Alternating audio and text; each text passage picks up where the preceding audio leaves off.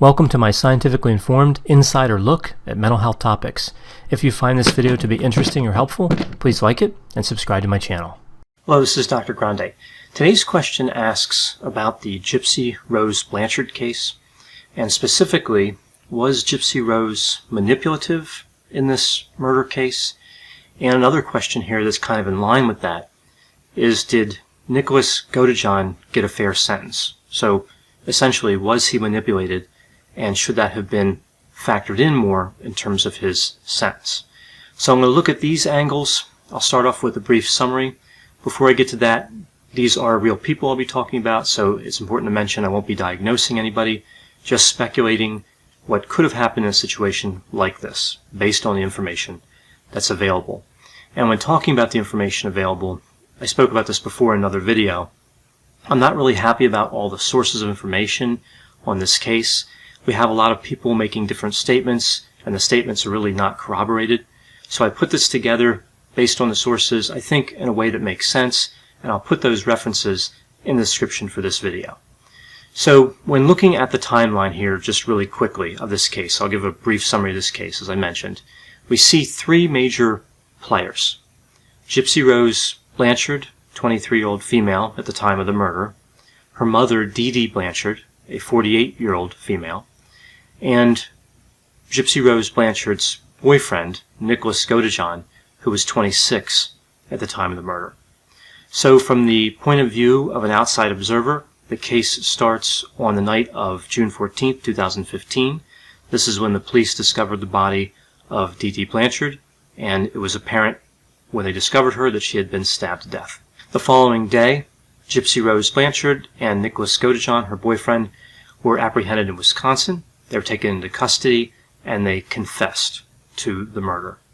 Now, what makes this case even more unusual than what we already see in terms of the fact that there was a murder that happened here is the abuse history. And, of course, Dee Dee was murdered. She's not alive, so she can't be diagnosed by anybody. But it appears as if there's evidence to support that she had a disorder called factitious disorder imposed on another, otherwise known as Münchausen Syndrome by Proxy.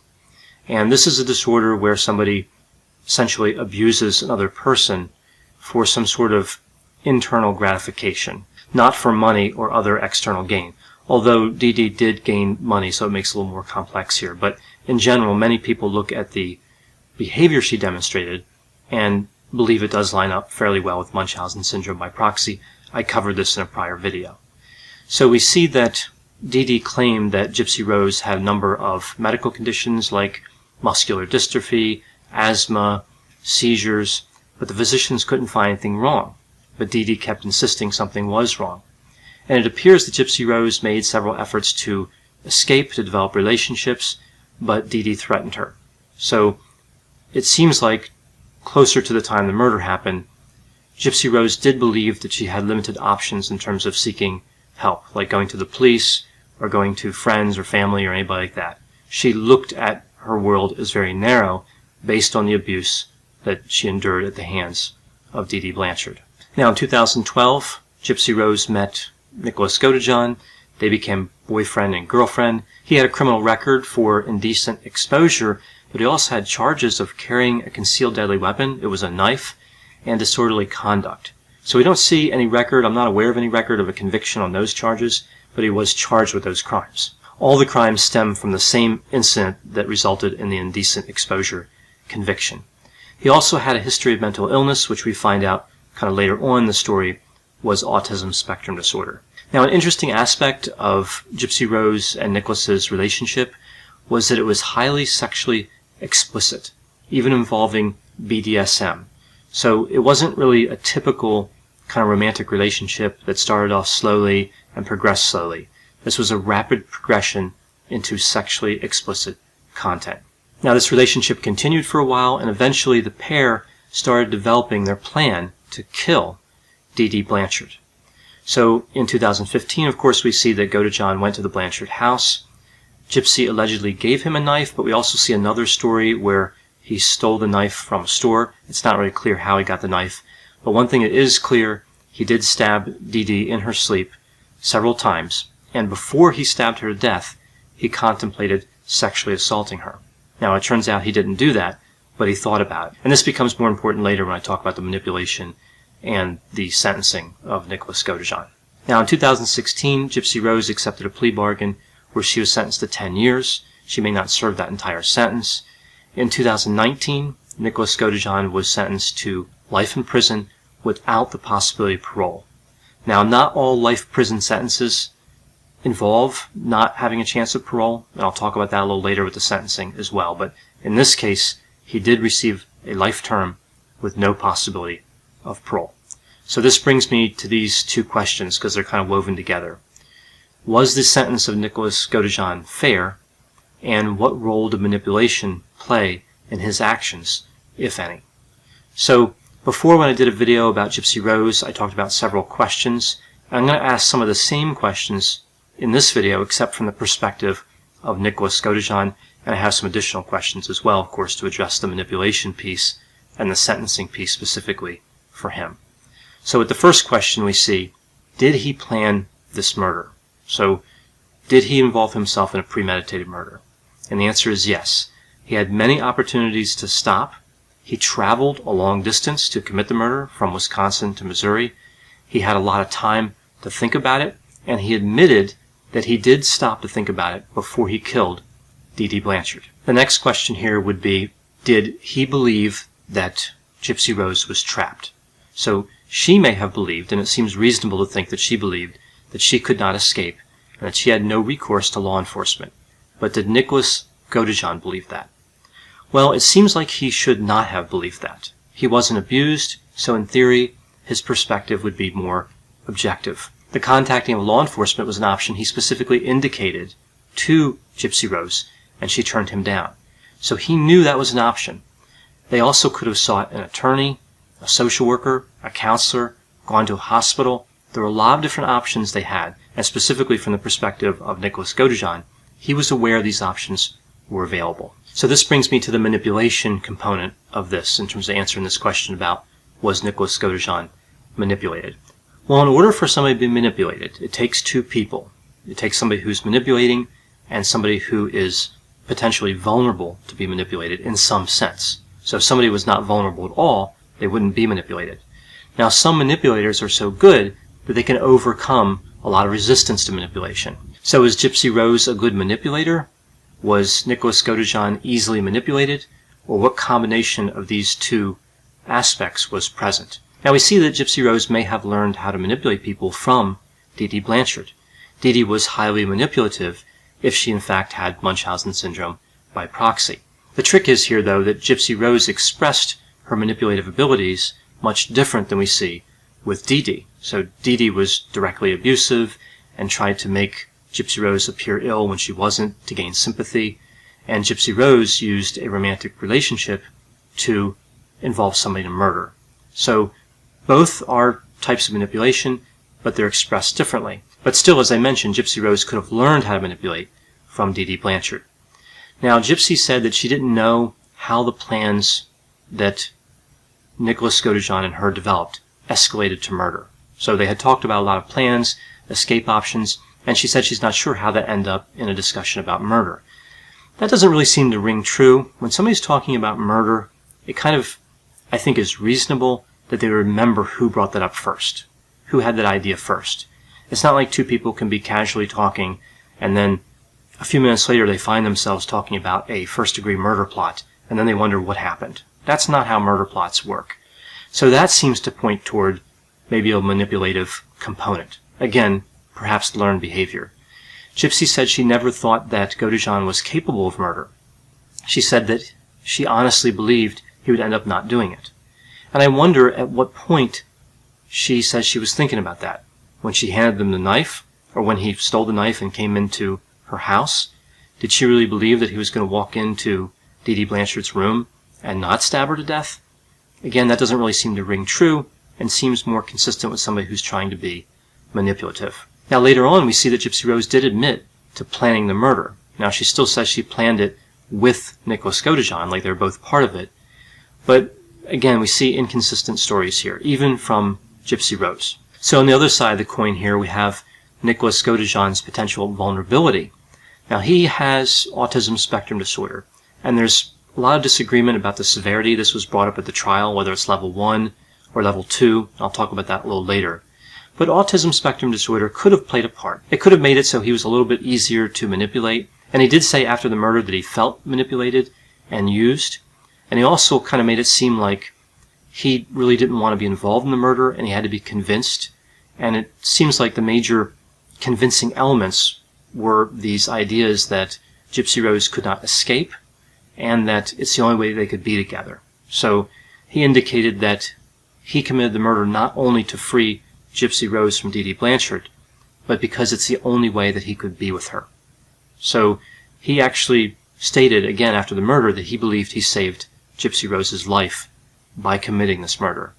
So it doesn't seem like he's applying a lot of insight or intelligence to this particular contemplation, which makes it look like he's easy to manipulate. Now, it's also worth mentioning here that he indicated that Gypsy Rose did all of the planning. He said she did every bit of the planning and that she was the mastermind behind the entire murder plot. So again, we see different stories, and with the way these stories are positioned, someone is lying here. So the next question to ask here in terms of the manipulation and the sentence and kind of answering these questions is, was Nicholas Godejohn in imminent danger from Dee Dee Blanchard on the day that he murdered her or before that? And of course, he was not. He was never in danger. Was Gypsy Rose Blanchard in imminent danger on the day that Nicholas Godejohn murdered Dee Dee Blanchard? She was not. So this is important, I think, to keep in mind when I talk about the sentencing. The next question, is he a threat to society? So now, of course, he's sentenced. He's sentenced to life in prison without the possibility of parole, as I indicated. So is he a threat to society? Well, we have to look at the nature of the crime and the offender to figure this out. But he did commit a premeditated murder, and he did conspire to commit the murder, and it was over a long period of time. So again, he had a lot of time to think about it. The murder was particularly brutal. It was close up and done with a knife. His behavior afterward seems cold and distant. He steals money from the house, and he runs off with Gypsy Rose Blanchard. And then there's this idea that he contemplated sexual assault of Dee Dee Blanchard, which doesn't sit well really at any level. On top of this, we also have to consider the sexually charged relationship that led to this murder, so his relationship with Gypsy Rose. In terms of is he a threat to society, we also factor in remorse. He doesn't appear to be highly remorseful. And what about responsibility? He says that his feelings got the best of him and that he ended up loving someone way too much, of course meaning Gypsy Rose. So his conceptualization, at least on the date when he made that statement, seems to still be more oriented toward he just got manipulated. He got wrapped up in this love affair and couldn't control himself. That doesn't seem really like taking responsibility or ownership. So again, is he a threat to society? It's hard to say, but it does seem to come back to being easy to manipulate. And then there's the diminished capacity component. And this will be the last component I'll talk about in terms of the sentencing. Was there a diminished capacity on the part of Nicholas Godejohn? Well, he has autism spectrum disorder, and I'll talk about the levels here in a second. His IQ is reportedly 82, which is below one standard deviation below the mean. So one standard deviation below the mean is an IQ score of 85, and again, he's at 82, so 3 points below that mark. And we also see in the report that it indicates he's functioning like a 10-year-old. So that does seem to represent a diminished capacity. Where the dispute kind of occurred in terms of the trial was the level 1 autism spectrum disorder versus the level 2. And this was, I think, really more about what charge he would be convicted of. He was being convicted of a charge either way here, but whether it would be first-degree murder or perhaps second-degree murder or maybe even manslaughter. So if somebody has level 1 autism spectrum disorder, they don't need very much support. They can function in society relatively well with a fairly low level of support that can be intermittent. With level 2, we see that somebody needs substantial support, and this would be continual, so not just intermittent support. So I think the argument here, of course, was that he had level 1. This was on the side of the prosecution, so that meant that he really didn't need much support, and he was responsible for his actions. And the defense argument was he had level 2, and of course they each had their own experts that said this. And with level 2, maybe there was a diminished capacity, and that should be taken into account in terms of his conviction and or his sentencing. So the last point here under diminished capacity really does play into an earlier point about this idea that he may have believed he was acting in a way to defend Gypsy Rose. So take that strong belief that you're defending the life of somebody else and combine it with the rest of these elements like low IQ and other diminished capacity elements, and this could be used to make a case for diminished capacity. So kind of taking a step back from this whole situation and looking at the different people involved, sometimes what you have in these situations is a stick of dynamite and a match, right? So somehow both had to be created. Nicholas Godejohn clearly appears to be that stick of dynamite, and Gypsy Rose was abused, and perhaps that made her into the match. And they came together. And really what we see here is not just these two people with bad judgment, but three people with bad judgment and really no insight, but for different reasons. For Dee Dee Blanchard, perhaps the Münchausen Syndrome by proxy, if she in fact had that, and some other factors. We see for Gypsy Rose, she was abused horribly for a long time, so she had a lot of fear and pain and suffering. And for Nicholas Godejohn, he had a lot of lust and fantasy. So we see, again, no insight and poor judgment for a variety of reasons. So back to the question of the fair sentence. He has the life sentence now, and the purpose of that would be punishment and deterrent. So he has really no hope of getting out. I'm not sure if he has any appeals remaining either, but he might. So do I think his sentence was fair based on all the information here that I've absorbed about this case? I would say yes. I would say it's fair. And I'm specifically just talking about here the life sentence. I'll get to the parole part in a moment, the no possibility parole part. But in terms of the life sentence, I do think this is fair. And the major reasons would be that he committed a premeditated murder, he contemplated a sexual assault, he's demonstrated horrendous judgment, and he's taken no responsibility or little responsibility in terms of the crime. The only uncertainty I really have in this case revolves around the no possibility of parole. And again, this may sound strange because the life sentence seems to imply no possibility of parole, but of course, as I mentioned before, it doesn't. A life sentence can be a fixed term, and somebody could get out of prison. Somebody could be sentenced to a life sentence and still get out of prison later on. Now, of course, he would be substantially older, but there would be a possibility if he only had the life sentence. So I think with the immaturity component and the autism spectrum disorder and the low IQ and the extreme circumstances of this case, including the potential manipulation that occurred, I feel as though the no possibility of parole element may be a little too strict. I'm okay with the life sentence, even if that goes on for 40 years or 45 years. But the no possibility of parole part just doesn't sit quite right, given the diminished capacity factors and the other, again, kind of extreme elements we see in this case. So now some final thoughts on the manipulation component here. Manipulation has a variety of parts to it. It can be subtle communication, all the way up to threatening behavior and beyond. If Dee Dee Blanchard was guilty of these horrible crimes, the crimes consistent with the mental disorder Münchausen Syndrome by proxy, so the long-term abuse here, then she, in fact, was the architect of her own demise. She abused Gypsy Rose, who then, because of that abuse, manipulated Nicholas Godejohn, maybe in an effort to survive, but either way, it appears like she did manipulate him. And then, because he was manipulated and because of other factors, he decided to kill Dee Dee Blanchard.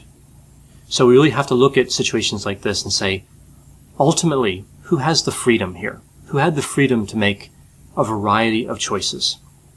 Dee Dee Blanchard did. She could have sought treatment for the mental disorder. She could have made other choices. She could have decided not to break the law when she was abusing Gypsy Rose. Nicholas Godejohn had freedom. He could have avoided the whole relationship. He could have not traveled to Missouri. He could have not committed the murder. He had a lot of options here. Gypsy Rose is the one in this triad who didn't really seem to have too much freedom. She was horribly abused, and from her point of view, her options were extremely limited. And I mentioned this in a prior video. That's why I believe that her sentence of 10 years is fair. So the life sentence for Nicholas Godejohn, I believe, is fair. I'm not really certain about the no possibility of parole. And the 10-year sentence for Gypsy Rose, I believe, is fair as well. So really a complex case, a lot of factors going on, and it's just, we see three people who came together in a situation where nothing really worked out well. You see two lives completely destroyed, Dee Dee Blanchard and Nicholas Godejohn, and then you see one life severely hurt and impaired. And of course, I hope Gypsy Rose can get the mental help that it seems like she would need and that she can make a recovery. But either way, her life has not worked out very well, right? I mean, she's going to spend a lot of time in prison. She spent a lot of time abused. So her life story to this point has a lot of tragedy. So again, we see two lives destroyed and one life nearly destroyed. So a very unfortunate case, really in every way. Now, I know whenever I talk about this case or manipulation or other elements here, there are going to be a lot of opinions, people that agree or disagree with me, who have other thoughts. Please put those opinions in the comments section. They always generate an interesting dialogue. As always, I hope you found this description of manipulation in the Gypsy Rose murder case to be interesting. Thanks for watching.